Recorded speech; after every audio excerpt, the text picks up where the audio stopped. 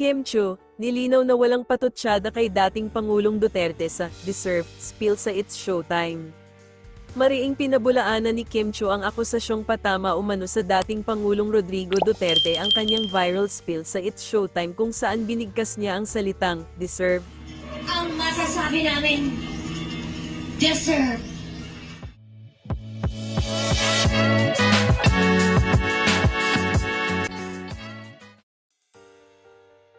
Kim Chiu, busy ako, huwag niyo akong isali sa ganyan.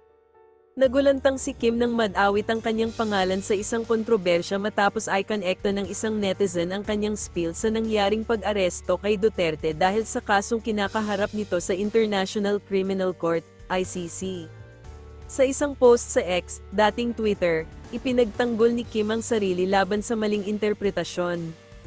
"Hala, nakakaloka, ba't ako nasali dyan, like O to the M to the G, busy ako sa ibang bagay, Diyos ko, wag niyo ko isali sa ganyan, parang awa niyo na, ang gulo na po ng mundong ibabaw, wag na tayo dumagdag."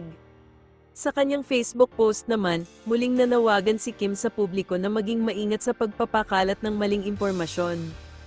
"My peace, please read full context bago maniwala sa fake news na pinapakalat dito sa Facebook lalo na yang si Mang Wilson, sir. Huwag po kayo mandamay sa nanahimik na tao, may God bless you and your family and your peace of mind." Netizen, humingi ng paumanhin kay Kim Chiu.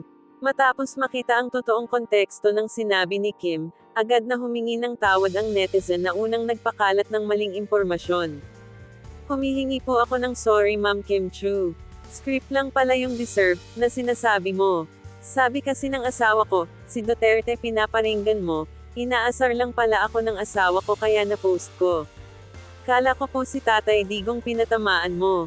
Taos puso po akong humihingi ng sorry, ma'am. Binura ko na po, ma'am." Buti hindi galit si Ma'am Kim Chiu. Sa kabila ng maling akusasyon, hindi nagkimkim ng galit si Kim at sinagot ito ng mahinahon. "Mahalaga po mag-hashtag fact-check bago manghusga at akusahan ang isang tao. Let's all be responsible citizens. Magtulungan tayo, huwag magsiraan. God bless po ang lahat."